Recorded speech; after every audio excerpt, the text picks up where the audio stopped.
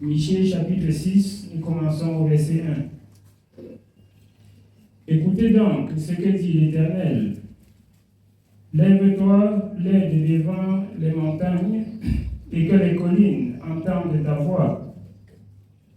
Écoutez, montagne, le procès de l'Éternel, et vous, solides fondements de la terre. Car l'Éternel a un procès avec son peuple, il veut plaider avec Israël. Écoutez, peuple de Dieu, et soyons attentifs à la voix de l'Éternel. Il a un procès avec son peuple. Le procès de l'Éternel avec son peuple consiste à la parole et à la loi de sa justice donnée à son peuple. Je nous exhorte ce matin. Dieu étant Dieu, il parle ici du jugement envers son peuple. Et nous exhortons le peuple de Dieu que chacun se mette en garde. Que chacun se mette en garde. Si bien Dieu vient en jugement avec toi, comme c'est écrit dans Job, qu'il n'a pas besoin de regarder l'homme pour longtemps pour entrer en jugement avec lui. Si Dieu entre en jugement avec toi et que tu péris, est-ce que la faute revient à l'Église? Est-ce que la faute revient au monde? Est-ce que la faute revient à ta famille? La faute revient à toi qui es majeur. Car toute personne a écouté la voix de l'Éternel. Comme nous entendons ce matin. Beaucoup se disent à la maison de l'Éternel, alors on est déjà à l'abri. On est plus que, bien-aimés, en danger.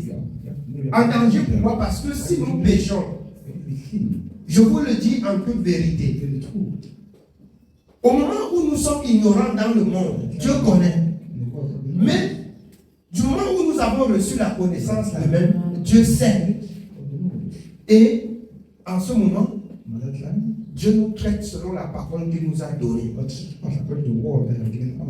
Amusez-vous et vous dites bien, s'il y a quelque chose, Dieu monte, on prie, Dieu va se repentir. Vous mentez. Il y a quelque chose, Dieu reprend, vous vous repentez, vous êtes sauvés. Ce n'est pas la prière qui vous sauve. Ézéchiel, je voudrais que le pécheur change sa mauvaise conduite pour être sauvé. Pas qu'il prie, qu'il change. Le pécheur doit changer pour être sauvé. Le pécheur ne doit pas prier pour être sauvé. Il doit changer. Il doit changer de conduite.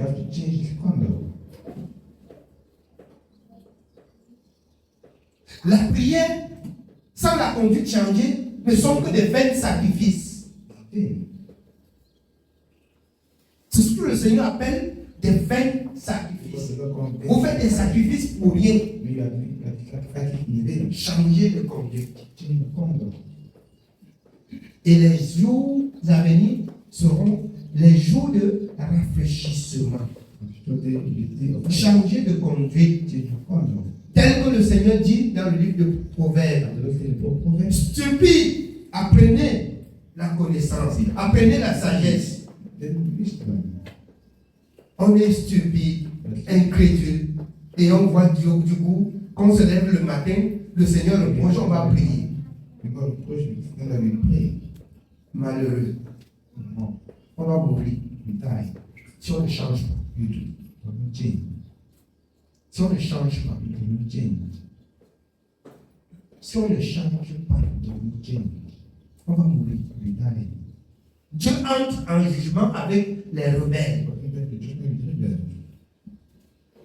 Vous voyez l'homme de Dieu dans Ésaïe 34. Quand Dieu a dit, donne le consigne à ta maison et tu vas mourir. Qu'est-ce qu'il a fait? Il a présenté sa vie à Dieu. Le service qu'il a rendu à Dieu. Et quel reproche Dieu lui reproche-t-il? Ah, je vais vous dire, certainement tout le monde doit mourir. Mais Dieu, il avait servi Dieu jusqu'à Dieu dit, tu vas te reposer. Il dit non, ce n'est pas le temps, je ne veux pas. Souviens-toi des jours que j'ai fait ci, j'ai fait ça. Dieu dit, j'en manque 15 amis. Il cause avec Dieu. Il cause avec Dieu. Souvenez-vous de David. Lorsqu'il a péché contre l'Éternel. Et que l'Éternel envoie le prophète Samuel pour lui parler en parabole. Il dit, cet homme qui a commis de tels actes, il mérite la mort. Donc le salaire du péché, c'est la mort. Cet homme qui a commis ces actes, c'est toi. Alors, est-ce qu'il a prié? Est-ce qu'il a prié? Il a déchiré ses vêtements. Il se repent. Il s'est humilié.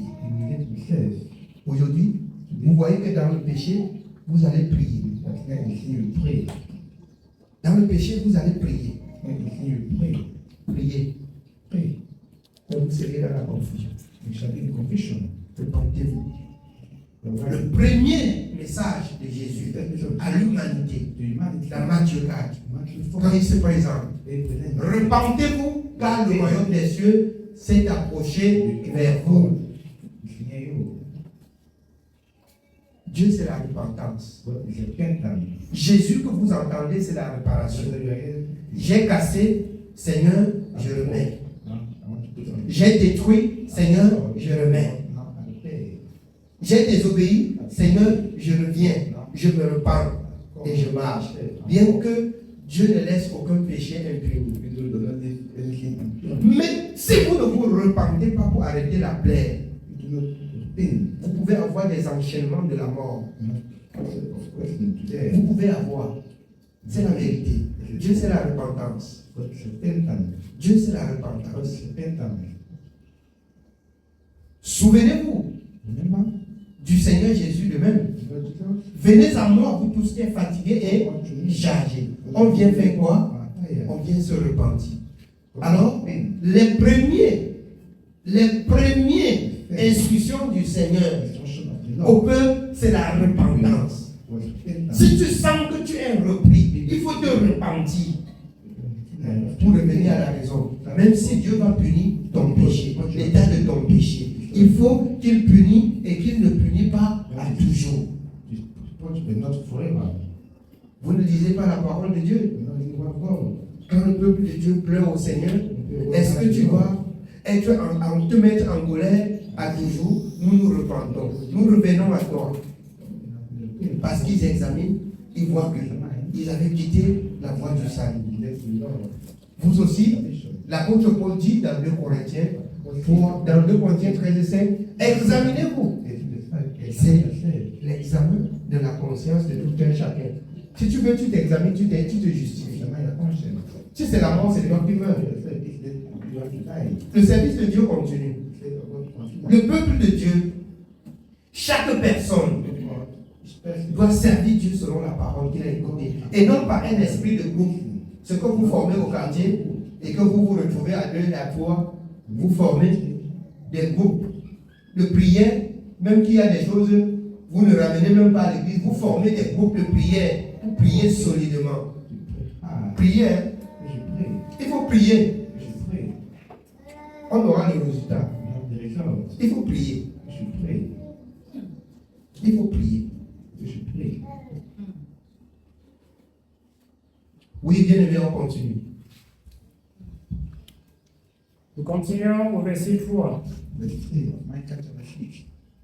Mon peuple, que t'ai-je fait? En quoi t'ai-je fatigué? Réponds-moi. Car je t'ai fait monter du pays d'Égypte, je t'ai délivré de la maison de servitude, et j'ai envoyé devant toi Moïse, Aaron et Marie. Mon peuple, rappelle-toi ce que projetait Balak, roi de Moab, et ce que lui répondit Balaam, fils de Béor, et Sittim à Gilgal. Il s'agit du monde où vous êtes quittés. Voyez vous-même la souffrance du monde. Voyez vous-même le prix que vous payez dans le monde pour le péché. Et Dieu vous appelle, il vous donne la vie gratuitement. Et bien que vous payez le prix dans le monde, le prix même que vous payez dans le monde va vous conduire en enfer. Regardez Contemplez les promesses de Dieu. La vie éternelle. C'est à quel prix qu'on la cherche? Pourquoi être stupide sans obéir à la parole de son Créateur? Que le Seigneur vous donne de voir ainsi. Qui peut payer, qui peut acheter la vie éternelle? Dieu n'a-t-il pas donné gratuitement? Dieu pose la question à son peuple. J'ai fait quoi pour que tu quittes le monde, tu arrives dans ma maison? Tu as toujours l'attitude, l'habitude, le comportement et les paroles du monde. Qu'est-ce que j'ai fait? J'ai envoyé Moïse, Marie et Aaron. Ils vous enseignent la parole. Ils vous disent ce que vous allez faire. Est-ce que vous avez manqué la parole? La parole est là. J'ai suscité un serviteur qui vous enseigne les lois de ma justice chaque jour. Qu'est-ce que j'ai fait? La parole que nous écoutons, on n'écoute pas chaque jour ensemble. Nous n'écoutons pas tous les jours ensemble. Et quand on avertit, chacun avec son dos rond, avec son orgueil, avec son incrédulité, s'assoit sur son péché et voit qu'on fait des songes et ça arrive. On prie Dieu et Dieu accomplit. Songez, priez. Si vous ne changez pas, vous allez voir, ça va arriver, vous allez mourir. C'est la vérité. Je ne peux pas aménager des moyens de confort dans le péché. Ce n'est pas possible. On n'aménage pas les moyens de confort dans le péché. Vous voulez, en un temps record, oublier que Dieu est juste. Oubliez que vous avez péché. Oubliez que vous ne vous repentez pas de vos péchés. Vous allez oublier. Vous payerez le prix. Vous payerez le prix. Dieu est juste. Dieu est fidèle. Vous voulez démontrer que la parole de Dieu n'est pas selon la vérité. La parole là, c'est la vérité. Sa parole reste la vérité. Je vous dis, elle ne relève pas de votre temps. Les plus incrédules, environ 23 000 personnes par jour mouraient au milieu d'Israël. Et le service de Dieu continuait et continue jusqu'à ce moment. Si vous voulez, obéissez. Si vous voulez, désobéissez. Dieu entre en jugement avec son peuple et il rendra à chacun selon ce qui est son œuvre. Allez dans vos maisons, dites dans vos maisons tout ce que je fais. Racontez mes exigences. Allez raconter. Et là, quand vous allez revenir, vous allez entendre ce que Dieu a dit. Amen. Oui, bien aimé. Nous continuons au verset 5. Mon peuple, rappelle-toi ce que projetait Balak, roi de Moab, et ce que lui répondit Balaam, fils de Béor, de Sittim à Gilgal, afin que tu reconnaisses les bienfaits de l'Éternel. Avec quoi me présenterai-je devant l'Éternel pour m'humilier devant les dieux très hauts? Je veux me présenter devant Dieu avec quoi? Pour m'humilier, pour me repentir, pour que Dieu écoute ma voix. Je vais me présenter avec quoi? Oui, bien aimé. Me présenterai-je avec des holocaustes, avec des veaux d'un an? L'Éternel agréera-t-il des milliers de béliers, des myriades de torrents d'huile? Donnerai-je pour mes transgressions mon premier-né, pour le péché de mon âme, le fruit de mes entrailles? On t'a fait connaître, ô homme, ce qui est bien. On t'a fait connaître, ô toi, homme, ce qui est bien. Est-ce que Dieu veut que je sacrifie mes enfants? Ce n'est pas l'intention de Dieu. Ce n'est pas la pensée de Dieu. Est-ce que c'est des enfants que Dieu veut que tu sacrifies pour vivre? Non. On t'a fait connaître aux hommes ce qu'il faut pour toi. Oui. On t'a fait connaître, ô homme, ce qui est bien. Et ce que l'Éternel demande de toi, c'est que tu pratiques la justice, que tu aimes la miséricorde et que tu marches humblement avec ton Dieu. Que tu pratiques la justice, ce que l'Éternel ton Dieu demande de toi. Que tu pratiques la miséricorde. Que tu marches humblement devant ton Dieu. Que tu t'humilies. Que ceux du monde reconnaissent dans ta douceur, dans ton humilité que tu es un enfant de Dieu. Que tu donnes le privilège et la possibilité à ceux qui t'entourent de connaître que tu es un enfant de Dieu. Vous avez des comportements aigus. Après vous venez à l'église comme des souris, comme ça repart. Repentez-vous, reparez d'abord même dans les quartiers. Le mal que vous commettez, reparez. Et vous pouvez venir dans la maison de Dieu, dire à Dieu, Seigneur, on a reparé, à ton tour, pardonne-nous. Vous servez Dieu de telle façon, vous ne pouvez pas être agréable à Dieu.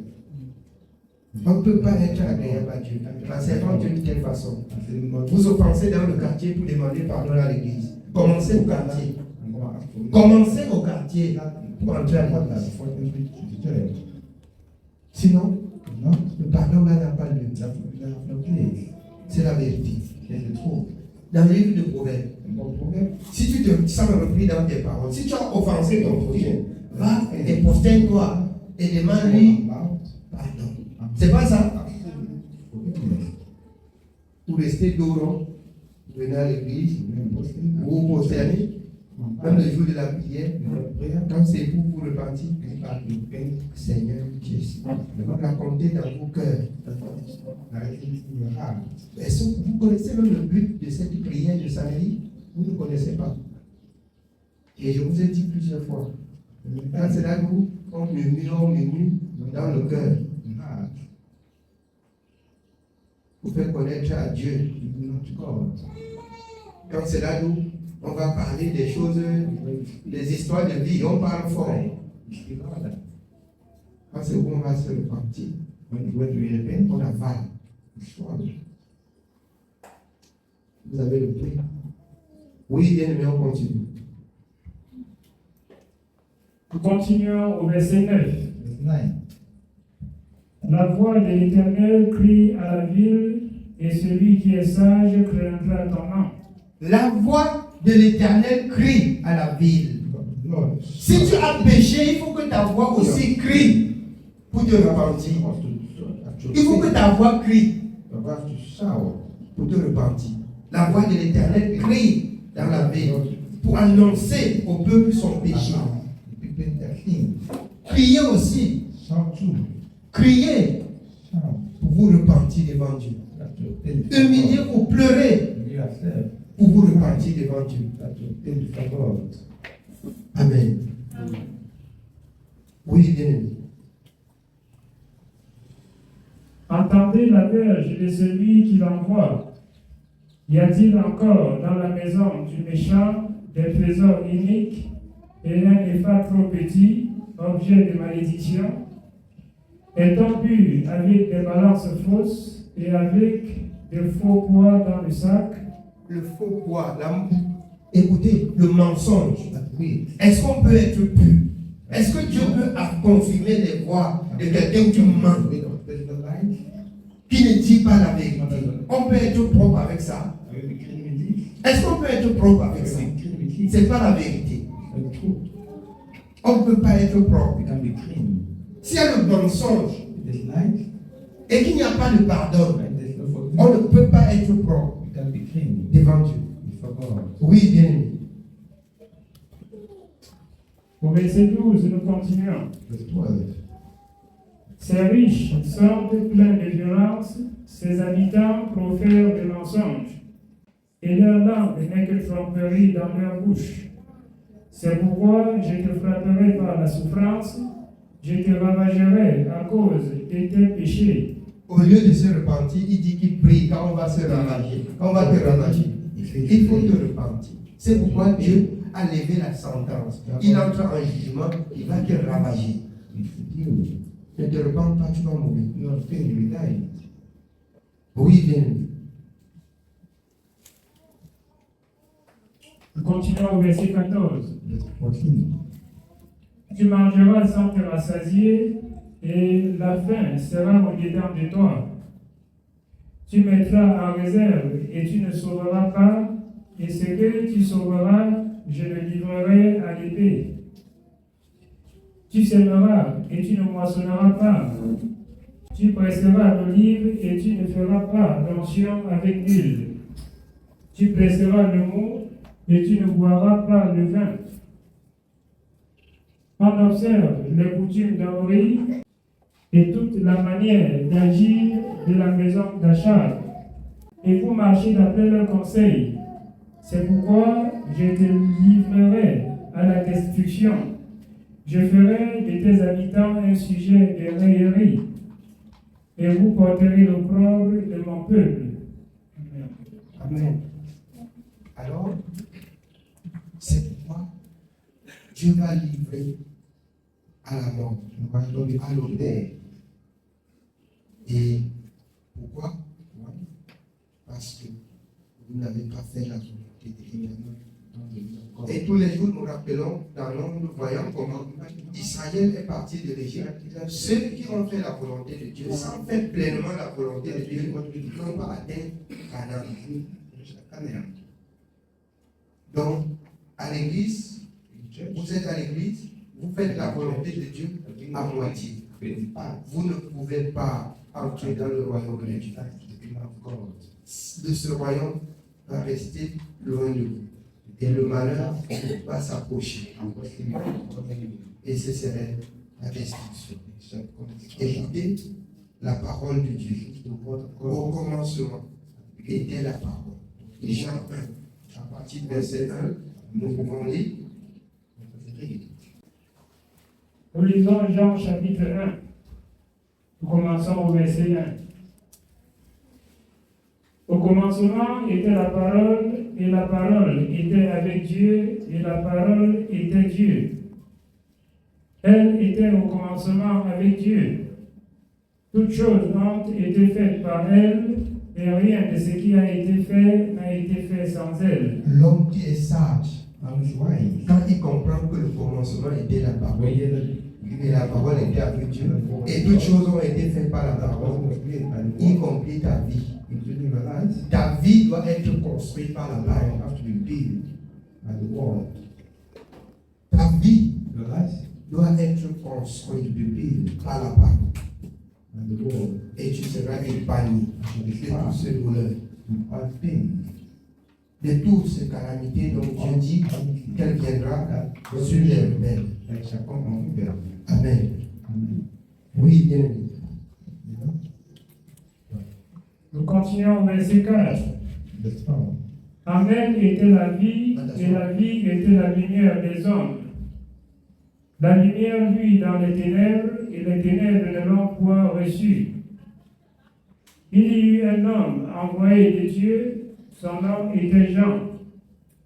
Il vint pour servir de témoin, pour rendre témoignage à la lumière, afin que tous crussent par lui.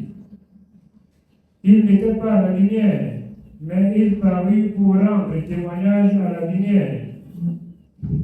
Cette lumière était la véritable lumière qui, en venant dans le monde, éclaire tout homme.